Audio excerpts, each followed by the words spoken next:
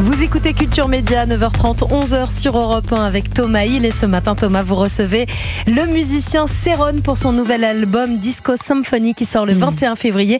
Et alors, un coucou à tous les habitués du Club Med. GM, c'est gentil membre. Et Géo, gentil organisateur. Voilà. Merci de le préciser. Voilà, on rectifie. Et alors, votre album Disco Symphony qui reprend vos plus grands succès en version symphonique disco comme Supernature, bien sûr, que l'on vous fait découvrir ce matin en exclusivité sur Europe 1.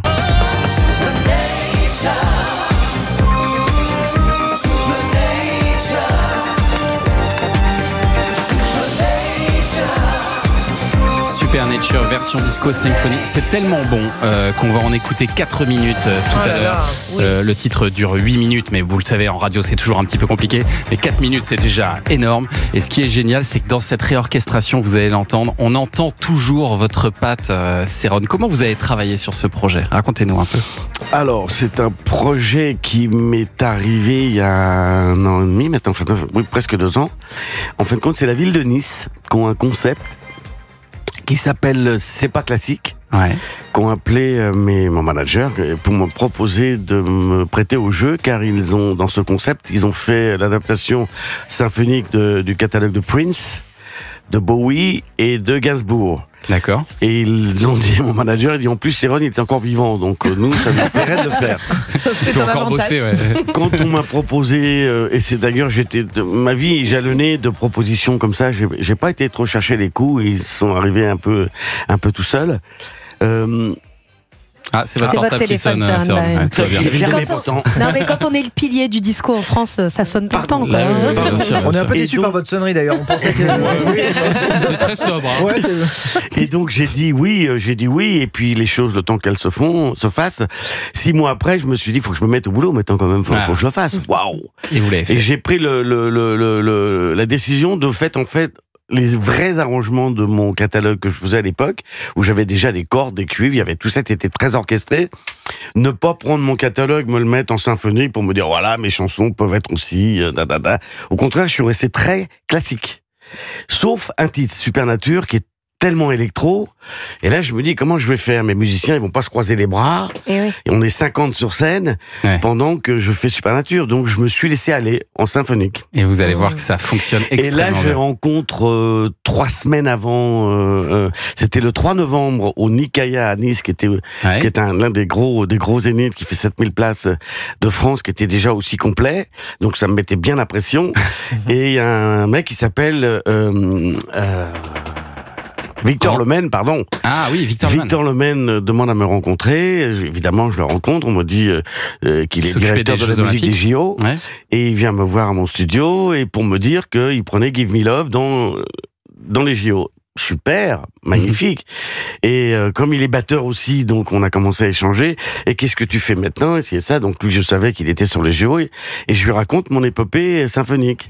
Tout de suite, il me dit, mais comment tu fais avec Supernature? Je dis, je suis bloqué. J'en sais rien, j'ai un trac fou. J'ai osé l'imaginer un peu différemment. Grandiose. Il me dit, tu peux me faire écouter? Je lui fais écouter. Il a les yeux tout ronds, il me dit, oh là là, j'ai une idée, je peux pas t'en parler, mais j'ai une idée. On tourne la page, je lui fais il veut une copie de la version synthé, pas la réelle avec les vrais musiciens, que je lui envoie 3 semaines après.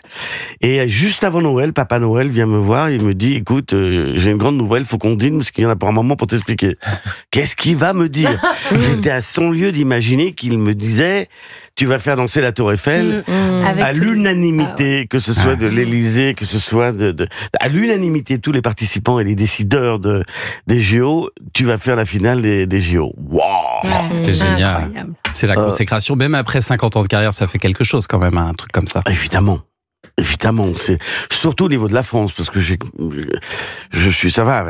En ce moment, les Français, d'ailleurs, quand on voit sur les réseaux, disent enfin, mais parce nul n'est prophète. Je sais ce que ça veut dire. Voilà, ce qu'il faut expliquer, c'est que vous avez dû un peu vous expatrier, finalement, aller aux États-Unis pour connaître vraiment le succès. Tout à fait. En France, ça a été très compliqué au départ. Il n'y a aucune radio qui voulait vous diffuser, par exemple. Mais c'était plus que compliqué, c'était impossible. Et pourquoi c'était impossible? Peut-être que... alors déjà, j'avais pas de maison de disques. Donc j'ai monté un label. Je savais même pas ce que ça voulait dire un label, parce que je voulais fabriquer quelques vinyles, parce que les 7 maisons de disques, quand je suis rentré de Londres avec Love in C Minor, où j'ai essayé d'avoir ce qu'on appelle un deal, tout le monde m'a dit mais qu'est-ce que c'est que ça avec cette batterie, il faut aller mixer cette batterie très en avant. J'avais beau leur dire je suis batteur, c'est mon album. Et pourquoi des nanas sur les pochettes? Parce que je chante pas, c'est des femmes qui chantent. Oui, il faut expliquer. Et c'est quoi cette musique? Vous posez sur la pochette à côté d'une femme qui est habillée uniquement d'un foulard autour du cou.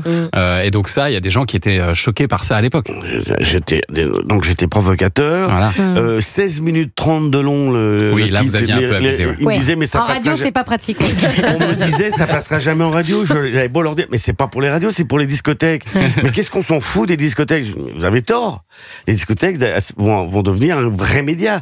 Et moi, j'ai composé de la musique pour les discothèques, pas pour les radios. Et aux États-Unis, ils l'ont compris, c'est là que ça a vraiment décollé. C'est de là-bas que c'est parti. Vous avez vendu après 8 millions d'albums de ce Love in C Minor, donc ça a été un immense succès. Et puis voilà, aujourd'hui, c'est vrai que votre talent est reconnu aussi en France, et ça fait plaisir. Et vous serez donc en concert à la Philharmonie de Paris pour un concert unique le 21 février, orchestre dirigé par Randy Kerber, avec qui vous avez réenregistré les 21 chansons de votre album. C'est un grand compositeur, il a notamment travaillé sur les bandes originales de Titanic, de Forrest Gump. Donc, tout à fait. Voilà, et c'est vrai qu'il fallait un grand pour accompagner là Céron aussi, dans ce opportunité, projet. Quand on s'est croisés, je lui ai dit tiens, j'ai ce projet, et ça, il me dit tu vas pas le faire sans moi. J'aurais jamais osé l'appeler, vu le prix qu'il doit prendre quand il rentre dans un projet. Mais ça va, il était pas trop cher?